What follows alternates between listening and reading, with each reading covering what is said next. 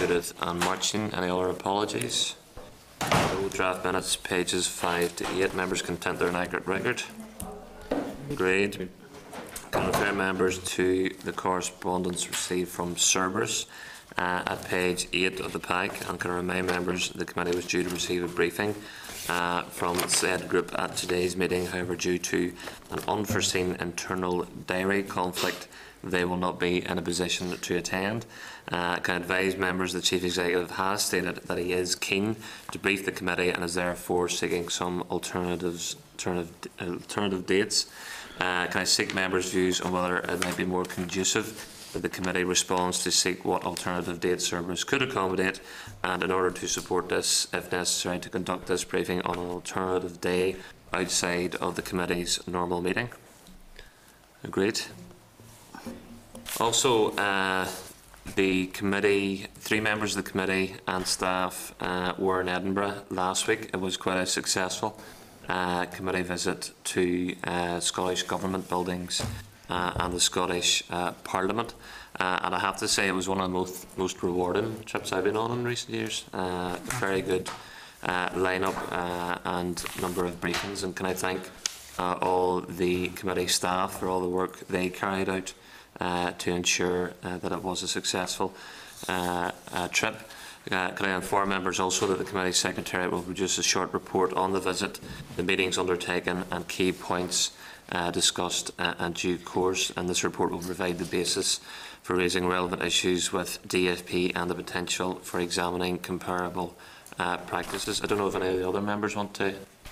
Well, there were some of us carried the burden on behalf of the committee and went into the heat and the controversy of the Scottish Parliament. There's others who stayed at home. But we carried that burden, and I must say it was all extremely well organised. Very kind of you. But we were the vanguard for others to follow in the future. First time I've been in the vanguard. It's probably best summed up by one of our Scottish colleagues saying, why didn't we do this years ago? Exactly. Yeah. And the Scottish Committee as well expressed an interest in perhaps coming over here too. So I think the PAC is going to Wales too. We're going to Cardiff, yeah, at the end of June. And we're meeting with the Jersey PAC as well as the Wales PAC. Oh, aye. Well, we're not doing bad. We got to Scotland, you know. A few other places still to get to. Moving on, members, budgetary issues, legal advice. We'll now move into closed session. This is the Northern Ireland Assembly Committee Room 30. Moving back to public session.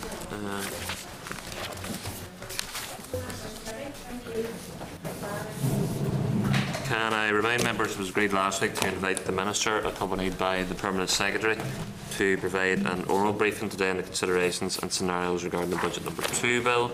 A briefing paper had also been sought in advance. I refer members to the letter from the Minister explaining that she and the Permanent Secretary will not be available to brief the committee on budgetary issues as requested.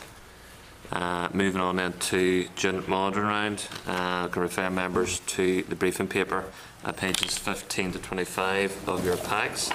And can I welcome Bridget and Brita back to the committee. Do you want to give us a wee overview of the paper before we go to questions? Okay, thanks, Chair. In common with most departments, the 15-16 budget position is challenging for DFP. We had a cut of nearly 10% applied to our budget this year compared to last year, and we've needed to find savings of £25 million to enable us to continue to deliver our key services.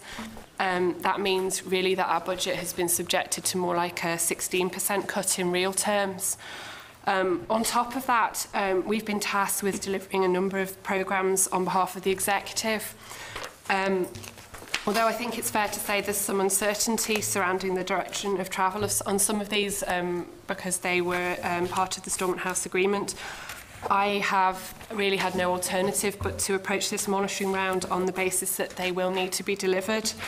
And indeed, there's some aspects where funding has had to be committed on those in order to meet the required timetable. So, for example, on the voluntary exit scheme, we have needed to employ some staff there, obviously, to get that scheme up and running.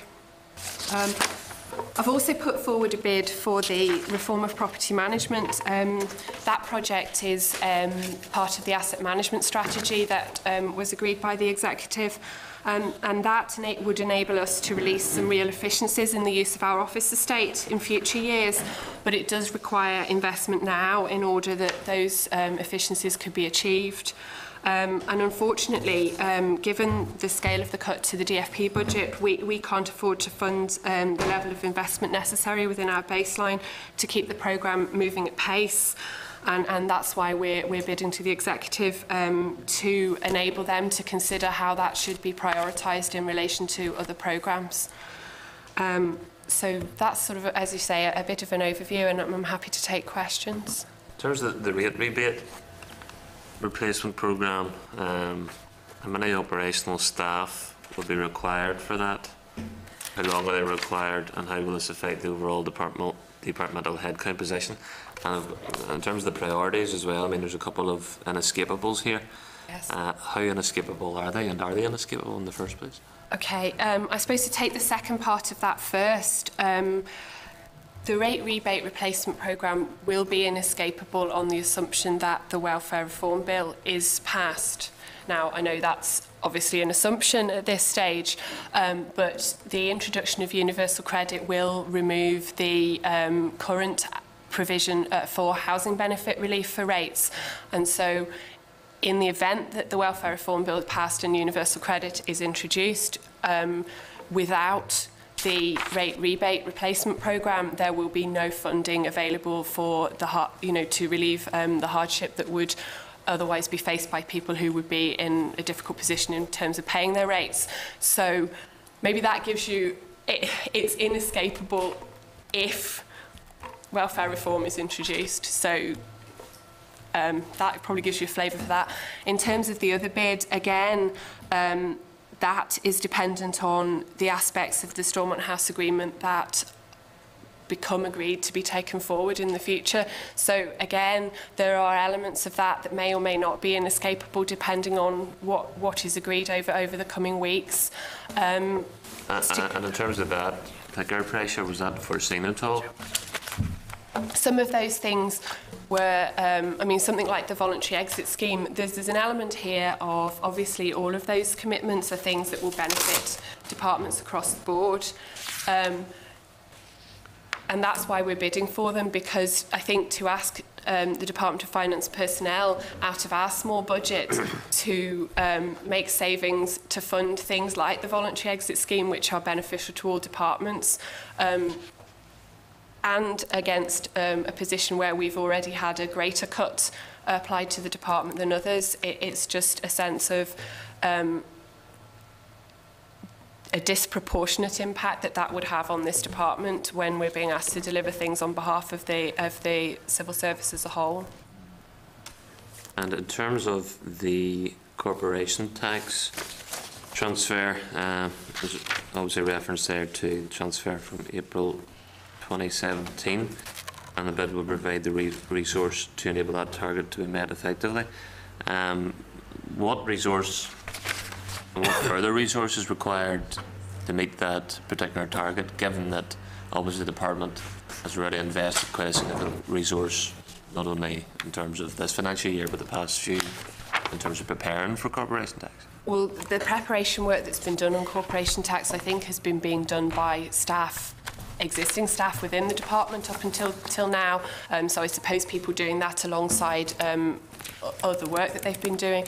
Going forward, I think moving into more of an implementation phase, there is a need for, I think it's maybe 1 or 2 additional staff as internal resource, and also some external expertise in terms of working out some of the more technical aspects of how it would be implemented. Of the total bid, the corporation tax implementation element is around about £200,000. So it's quite a small level of additional resource that's required for that particular aspect. Jim? I suppose you're not allowed to give us an insight into what you think the overall pot on the monitoring ground is likely to be.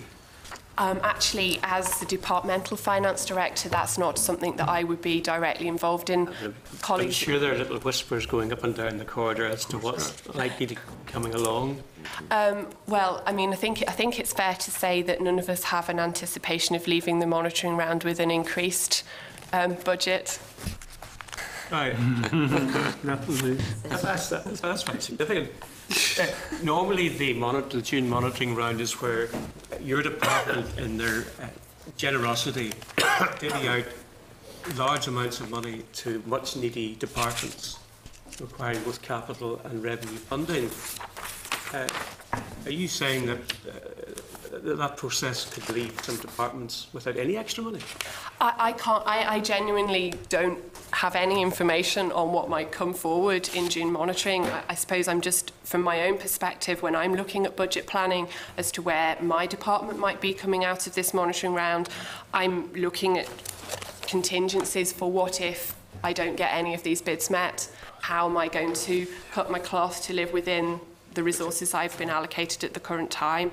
And genuinely, my colleagues in Public Spending Directorate would need to give you an overview on the overall position. But just between you, me and the Belfast Telegraph, you know, we go beyond that.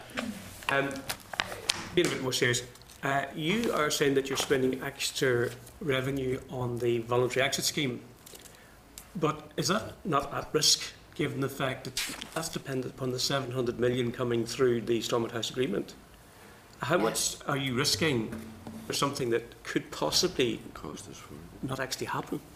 Well, the bid that we're putting forward today is around about £800,000, and that is for the staff that we've needed to employ in civil service pensions in order to get the administrative arrangements in place.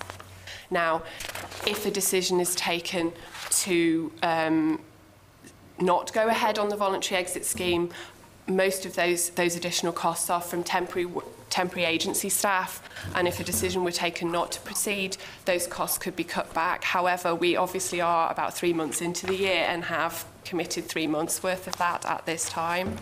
But I assume that everyone who has expressed an interest is very, very clear that there's absolutely no guarantee that they will get selected, or that there may not be a scheme at all. Certainly, the latest correspondence that I read that issued, I think, last week, makes it very clear that any offers provided are conditional on funding being made available. Right. Of course, the implications of that for funding for all the departments are huge, because most of the budgets have come in with a very strong emphasis on VE to get savings to go to other aspects of their budget. Absolutely. So a lot hinges on this, but we just don't know where we stand with it. And certainly, 2.5 million of our £25 million worth of savings that I referred to earlier is predicated on staff exiting the department under the voluntary exit scheme. But you're not as dependent as other departments are, like education and health? Perhaps not. As I say, I've no insight into the financial position of those departments. So 10% of what you need? Yes. Whereas for others, it's more significant. Thank you. Okay, Leslie. Thanks very much. Obviously, you're not looking for very much money, but as you sort of hint, there may not be very much money. I have a difficulty in understanding the difference between inescapable pressures and high priority pressures. Mm-hmm. Could you give me a simple definition that actually is how these are worked out? You've got inescapable at the top end, you have high priority, and somewhere in between, I'm not sure where, you've got ministerial priority. How do those, what's the definition of those? I suppose I can only give you my interpretation of what PSD mean by those. I mean, certainly if you look at the way I've prioritised our bids here today, those that I regard are inescapable is where I'm being mandated to do something. So, for example, I've already talked a bit about the rate rebate scheme. Also, I mean, again, the things that have come out of the Stormont House agreement, I regard those as inescapable. They're things that I've been told I must do. Whereas turning to the reform of property management bid, I've rated that as high priority on the basis that it will deliver savings for the future. But in actual fact, I could make a decision not to do that. I could pull the resource resources out of that and not take that project forward.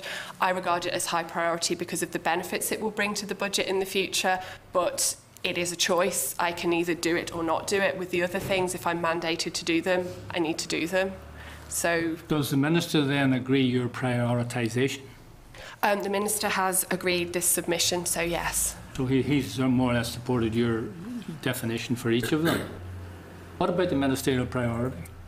Sorry. I mean, we haven't classified anything as ministerial priority in this particular budget round, so that I would interpret that to mean something that my minister wishes to take forward but isn't necessarily a priority of the executive as a whole. So it's subjective, really, is what you're telling me, isn't it? It's a matter of interpretation by those applying it. Yes. I mean, I think it's... I'm not aware that a written definition... I'm sure there's guidelines onto what those definitions mean, but... No, it's just I've noticed variation over the years now and what is into each box, and it's not getting any clearer. But thank you very much for that. Well, I suppose that gives you an insight as to how I've interpreted it in the DFP position. I'm certainly willing to be corrected, so... Okay, thank you. In terms of the asset management strategy, what's the 1.5 million pounds for in terms of administration? It's quite a significant sum. It is for a team of staff to take that project forward. There are quite a lot of significant actions that we would like to take forward this year. So the programme... Sorry? What like? So the programme is looking to transfer office property from arm's length bodies and other departments into DFP to streamline the administration. So there's a piece of work there that needs to identify what those properties are, how much they cost to run, and to then effect a legal transfer between those other organisations and DFP. We're also looking at the future of the office estate. There's a number of significant leases that expire between now and 2020, so that would enable a team of people to look at how we can better plan for exiting some of those significant leases where there's large buildings that we are exiting, and how we can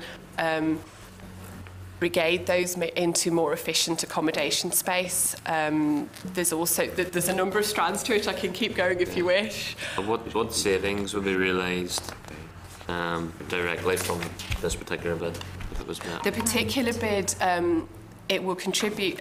Ultimately, we're looking at £2.5 million of lease savings being realised as a direct result of the capital spend in this bid. We're still refining what will be realised overall from the overall programme, but the capital spend will contribute to £2.5 million in savings. 4.4. Sorry? You're spending 4.4 in capital and then you're saving 6.9, is that what you're saying? We spend 4.4 in capital, and we will ultimately realise £2.5 million a year in lease savings. Okay. Yeah. Mm-hmm. So now that isn't the totality of capital that we'll spend on those projects. There'll be additional capital investment next year in order to fully realise that £2.5 million. But again, we assess all our projects on, and we look at the payback period. So we make sure before we commit that capital that we are going to realise sufficient revenue savings to make it justifiable. You're just following on, Chairman. I mean, if you've done your business case to work out your savings, how much capital do you require next year to actually achieve that? I don't have that figure with me today on all of those projects. So obviously you have a figure in mind to work out your... Yeah, yes, and I know that I just don't have it with me. I can certainly provide it for you. Okay, members? All right, Richard, Prita, thank you both very much again. Moving on to OECD Review of Public Governance, initiation of case studies briefing from DFP. The departmental briefing paper was received late and is tabled separately for members' attention. There's also the review terms of reference and the committee's previous submission, the review team, which is at pages 5 to 18 of your table of papers.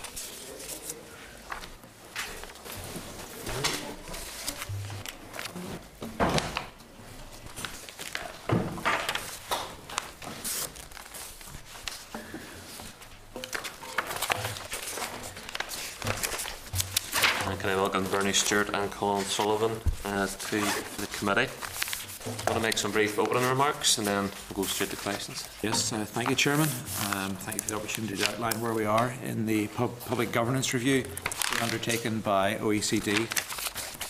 You'll be aware that the Executive agreed to undertake the OECD review back in June of last year, about a year ago, and that work then commenced on the 25th of November of last year and is due to conclude at the end of November this year. And the review is taking a two-phased approach. In the first phase, OECD are conducting a benchmarking analysis of how the Northern Ireland public sector measures up against international comparators. And that's done on the basis of three overarching themes. These are improving strategic approaches, improving operational delivery, and improving engagement with people.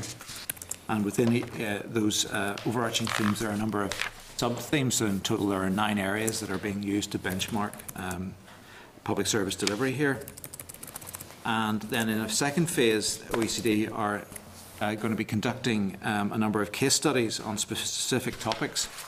And these topics have been developed through engagement by our former minister in his bilaterals with his ministerial colleagues, following which I then wrote to my official colleagues in those departments to ask them for their suggestions as to what the case studies might be. And then our Minister's Executive Subcommittee for Improving Public Services, the members of that ministers agreed 5 case studies that would be covered. Phase 1 commenced with the issue of over 30 public governance questionnaires around Christmas time, and the OECD team then reviewed those and visited in the week of the 23rd of February to meet a range of stakeholders. I spoke to over 70 stakeholder organisations. And Phase 2 then has commenced in March of this year. And as I've said, they're looking at specific case studies. There are 5 of those. And we have provided a summary of those in the paper that we put to you. Those case study topics are the review of public procurement governance, of interest to DFP obviously, the focused review of the health service for DHSS-PS, looked after children in terms of their education for DE, delivering social change for OFM-DFM, and problem-solving justice for DOJ. The review's on track to conclude with a final report in November. We haven't seen the emerging findings. That's obviously a matter for OECD, and we're happy to answer what questions we can at this stage. I mean, obviously the committee tabled a response to this back in February. How is the team taken that position into account, particularly in regard to flexible working?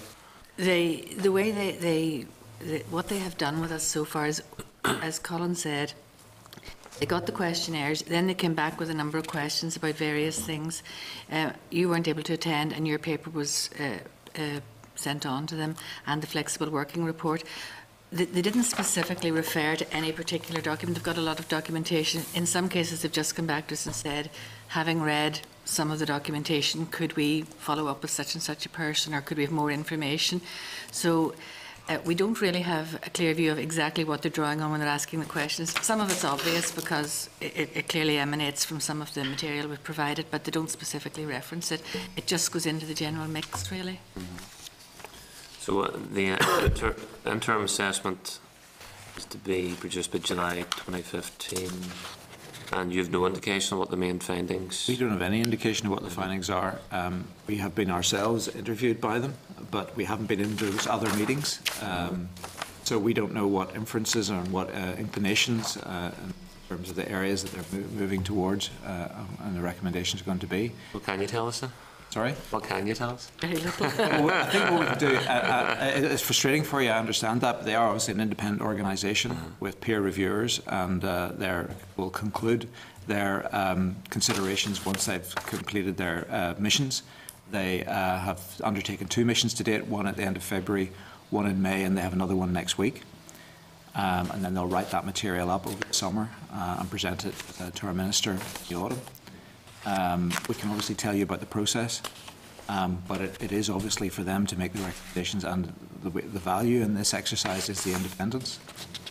What they have told us in the feedback sessions to date really has been how they're happy with the range of people they've interviewed, that it gives them a rounded picture.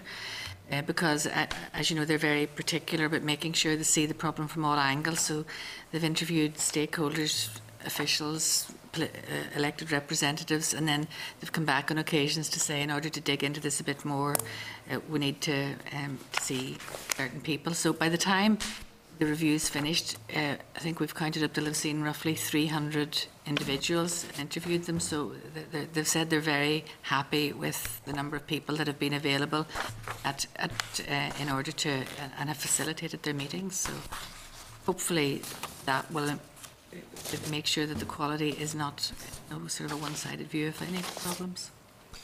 Deputy Chair. Thanks very much, Chair. Morning. The Carnegie Trust, I think we're engaged in a piece of work on, I suppose we'd call it more responsive government. Has that been fed into this review? Yes, it is. yes. They've met with that group as part of their fact finding. Can you give us an idea of the range of stakeholders who engaged? Well, for the main phase, what we did was we asked all the departments who would be the most relevant people. So it's people like voluntary community sector bodies associated with departments, obviously the committee and elected representatives, officials who were dealing with the problem. They were also keen to see people affected by issues. In some cases then they came back to ask for a representative that could talk a bit more about, let's say, the programme for government. So, for example, they would ask for a particular official who could talk in detail about that. There would maybe, and then in terms of the case studies, they've been in liaison with the departments who developed the case studies to say who exactly are the relevant people in this. So, for example, in the justice one, they're seeing judges, they're seeing people affected, they're seeing providers of the services, and they've asked very specifically to see people who don't like the idea of a problem-solving court as well as people who do. So they want to hear all sides of the problem. So it's a very wide range of people. As I say, it's about 300 individuals in total. You said that they met members of the public as well who were affected by the issues that they're covering. Yes, that's what they've asked for. In general, it has been somebody from an organisation, a voluntary organisation that represents that type of issue, because that's the easiest way to get it. There's no sort of random engagement with the public? No. It hasn't been random engagement with the public, but they do want to speak to users of services. Right, that's something we're factoring in third mission in next week. Yeah. Well, thanks very much. Thanks, Chair. In terms of the DFP review of public procurement governance, is that something that's going to take into account the weaknesses and the monitoring of social clauses and the SIB review? It's more about the governance of public procurement, how the procurement board works, more so than the detail of just sort of broad overview of it. And what can you tell us about the focus review of the health service? Well, that's primarily around the commissioning of services. Obviously, there have been quite a number of reviews of the health service, but working with DHSS-PS colleagues and the Minister of Health, it's been agreed that that would focus on the commissioning of health services.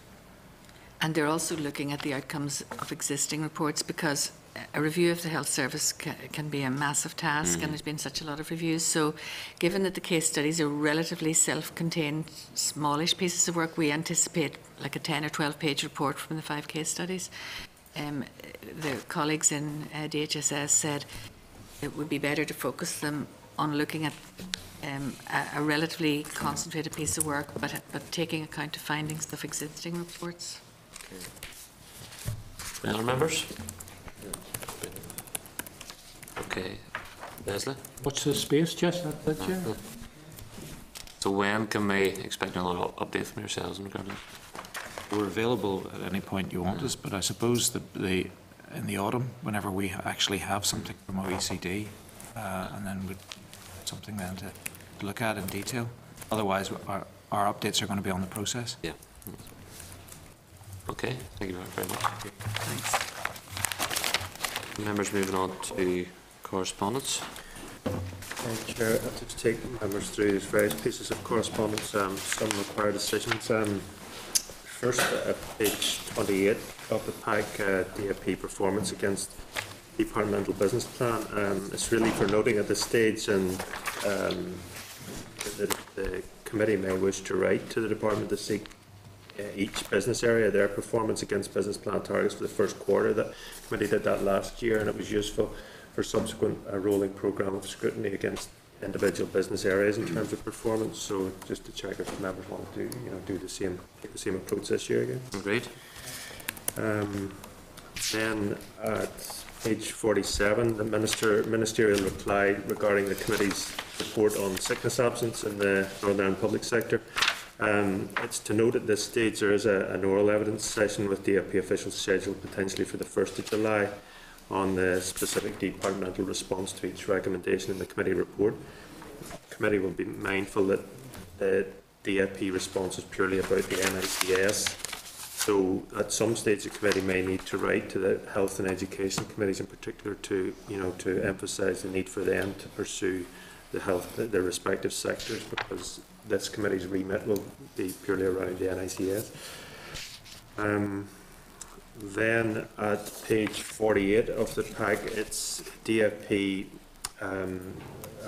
commissioned the University of Ulster to produce a response to the critique paper that the Belfast International Airport had commissioned on the earlier University of Ulster report on air passenger duty, long haul, the case which examined the case for devolution 48, 53. So this is the University of Ulster's response to that critique. So it's really to check if the committee wishes to forward that on to, and also there's a subsequent piece of correspondence from the Department of Enterprise, Trade and Investment around the same issue. If the committee wants to forward those pieces of correspondence on to the International Airport for information, just to close the loop on that, Chair. Agreed. Then page page 70 of the pack, it's the DFP writing in relation to the Northern Ireland Law Commission's consultation of defamation. Again, it's for noting, but committee may wish to request the department to keep it up to date and informed of any further developments, because it suggests that there's some further work that may be undertaken there on behalf of the department. Then at page 71, the department's responding in relation to the EU Vice President visit, just providing a short report on the outcome of that visit. It's cross-cutting relevance, so it's just to seek agreement to copy it to the OFM DFM committee and also the Assembly European Scrutiny Office here within the Secretariat. Might find that useful as well, Chair. Agreed. Members of the Then there's correspondence at page 73 of the pack from the Committee for Employment and Learning. It's around social clauses in relation to people with disabilities who have gained employment as a result of social clauses, and that committee has been struggling to get statistics on this, and has written to Dell, who wasn't able to provide information, and also then it seems that CPD, Central Procurement Directorate, wasn't able to provide information either. So a response is still awaited from DFP on the issue, but DFP obviously has a role in monitoring performance across departments in terms of social clauses, which is a PFG commitment. So it's just really to note at this stage, and we can add it to the pack again for the next session with CPD on this, and maybe the committee might want to be copied into the DFP response on the issue, Chair. Agreed. Sorry, Chair, can I just make a comment on that? I suppose it seems, to me that it's a bit disappointing that they don't keep that statistical information, given that there is a big lobby from the post-19 group in terms of people with learning disabilities and other disabilities. So I think it's disappointing they don't keep that information. It's just a note, it's just a comment. Sure. Then just draw members' attention to there's a recent report has been produced by the Bingham Centre for the Rule of Law on titled "The Constitutional Crossroads: Ways Forward for the United Kingdom." Quite a high-powered commission there. Recommendations relevant to the Barnett formula. That's why I included in the pack in terms of the evidence base for the review, Chair. So just copied out the foreword and the executive summary of the report, but it covers fiscal devolution, Barnett, the block grant, Barnett formula, those types of issues, just for members to note in the meantime. Also related to the review of the Barnett formula, there's a short research paper just on the issue of relative need versus public expenditure. I just detected some maybe errors in previous data that the committee received for, on that issue, so I asked research to look at that, and they've produced this paper which will be taken account of in the committee's draft report. Just for noting at this stage, there is an updated version of that. Sure. And then at page 86 of the pack, there's just an invite there to the Committee UK conference on the 10th of June for noting and for responding directly. I think that's all fine decisions, Chair. The members' draft work programme is at pages 95 to 97. Can I advise members in relation to the validation study of welfare reform costs, on which a DFP briefing has been sought for some months. The Department has now advised that the Minister will need to assess this work and its findings in the context of ongoing discussions on implementation of the Stormont House Agreement. Following that, the Minister will take a view on the handling of the report, unquote. I think this was originally raised back last year by the committee, so I don't know if there's been any indication from the Department what the hold-up on that report has been. No, Chair, there was a briefing I think scheduled for late January, but the Department has just indicated it hasn't been in a position to provide that briefing. Members can simply just write to the Minister seeking a briefing of whatever information they have on that, because I was aware that some work was being carried out within the Department, so it would be useful if the committee can get some overview of whatever conclusions has been raised. Wait. Okay, members content the work programme is updated to reflect agreements made today. Any other business? Next meeting, 10th of June, 10 AM.